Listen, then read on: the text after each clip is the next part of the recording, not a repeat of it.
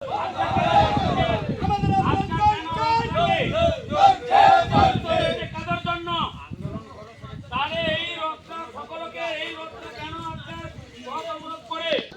নামে বোরের বাজার স্ট্যান্ডে এবং বোরের বাজার মহাবতনগর গ্রামের মানুষের উপরে যে মিথ্যা প্রদান দিয়েছে তার জবাব বোরের বাজার স্ট্যান্ডে এসে দিতে হবে, নাইলে আমাদের অবরোধ চলবে। আমাদের এই অবরোধ ততক্ষণ না ওরা এখানে এসে প্রত্যেক ভাই হিসেবে চলুক, এটা হচ্ছে আমাদের দাবি এবং আমাদের দাবি মানতে হবে।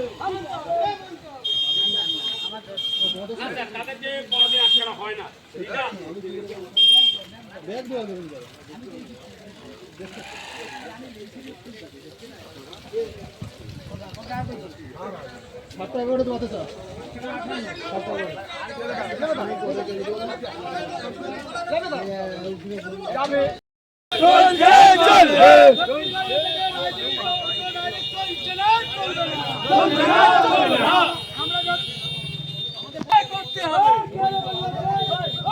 আমাদের অবরোধ চলছে চলবে, আমাদের অবরোধ চলছে চলবে।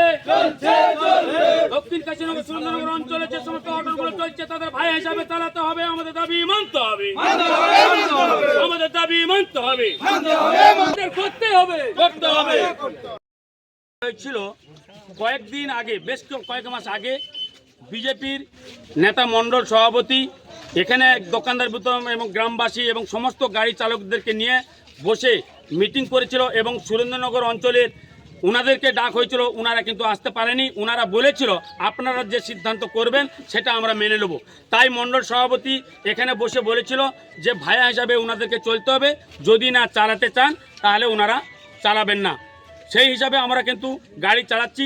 কয়েকদিন আগে ব্রিজের উপরে সুরেন্দ্রনগর এবং হেরমগড়পুরের অঞ্চলের বেশ কিছু গাড়ি ড্রাইভার এবং উপপ্রধান এসে টায়ার জ্বলিয়ে তার সঙ্গে বিজেপির ঝান্ডা পুড়িয়েছে এবং বিজেপির পতাকা এবং নদীতেও ফেলেছে এবং উপপ্রধান থাকার সত্ত্বেও এই জিনিসটা আমরা মানতে পারছি না।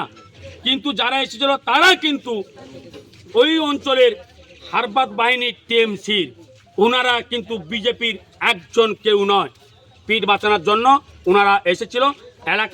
এই এলাকার স্ট্যান্ডে দুর্নাম দিয়ে গেছে, এই এলাকার মানুষের নামে অপপ্রচার করে গেছে। তাই আমাদের দাবি এখানে বোলের বাজার স্ট্যান্ড করতে হবে। কোনো গাড়ি 40 কিলোমিটার পারবেন নেই, ওনারা ওখান থেকে লোক নিয়ে এখানে ছাড়তে হবে। এখান থেকে আমাদের গাড়ি এখানে যে অটো টোটোগুলো আছে তারা রায়দিঘিতে নেবে, রায়দিঘি থেকে নিয়ে এসে এখানে ছাড়বে, এখান থেকে আবার ওনারা আছে ওনাদের গণস্থানে আবার নিয়ে যেতে হবে। আমাদের দাবি এখানে স্ট্যান্ড করতে হবে। আপনার নাম? আমার নাম বাদশা খান, বাড়ি মহাবতনগর। আমাদের দীর্ঘ 20 বছরের স্ট্যান্ড এখানে বোলের বাজার টু রায়দিঘি আমরা চলি। আমাদের হচ্ছে যখন আমাদের এখানে ব্রিজ হয়নি, খেয়াল ছিল, খেয়ার ওপারের প্যাসেঞ্জার এলে আমাদের হচ্ছে ওই প্যাসেঞ্জার নিয়ে আমরা এই অটো স্ট্যান্ড চালাতাম, আমরা অটো চালাতাম। এখন ব্রিজ হয়ে গেছে, ব্রিজের ওদিক থেকে টোটো অথবা যে কোনো প্রকারের মানুষ আসে, আমরা সেটা নিয়ে যেতাম। এখন 2 বছর হলো হঠাৎ করে ওই টিএমসি সরকার থাকাকালীন ওদেরকে জানি না কিভাবে কেন ওদের লাইন ডাইরেক্ট করে দিয়েছে। ওদের ডাইরেক্ট দক্ষিণ কাশীনগর থেকে রায়দিঘি লাইন চালু করে দিয়েছে। আর ওদের ওই লাইন চালু করার ফলে আমাদের যে বোলের বাজারের স্ট্যান্ড, বোলের বাজারে আমাদের কি বলবো, আমরা অটো ছিল প্রায় 70খানা মতো। এখন না প্যাসেঞ্জার হওয়ার কারণে প্রত্যেকটা ড্রাইভার এখন বিভিন্ন পেশায় চলে গেছে। এখন হচ্ছে না চলারই মতো আমাদের। সকালে আমরা যাই আসি, একটা রুজি রোজগারও হয় না, তেলের পয়সাও হয় না আমাদের। এই কারণে আমরা চাইছি স্ট্যান্ড যাতে ভায়া হয়ে চলে। আমাদের হচ্ছে এই বোলের বাজার দক্ষিণ কাশীনগর থেকে বোলের বাজারে এসে নামাবে, আর আমরা ওই বোলের বাজার থেকে নিয়ে গিয়ে রায়দিঘি নামাবো। রায়দিঘি থেকে আমরা আবার এখানে দিলে ওরা নিয়ে যাবে দক্ষিণ কাশীনগর, সেটাই আমরা চাইছিলাম। কিন্তু গতকাল আমাদের ওখানে হঠাৎ করে আগে থেকে কোনো জানায়নি, কালকে 10টায় মিটিং, আমাকে 9:30টায় ফোন করে বললো যে কে জানালো আপনাকে? আমাদের একজন আমাদের জানিয়েছে, এখানকার একজন হচ্ছে নেতা জানালো যে এতে বিডিও অফিসে মিটিং আছে।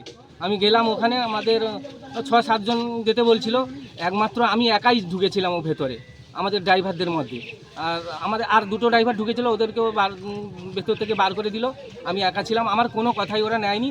ওরা নিজেদের মতো করে ভিডিওতে হচ্ছে লাইন চালু করে দিল। কি সিদ্ধান্ত নিল বিডিও সাহেব?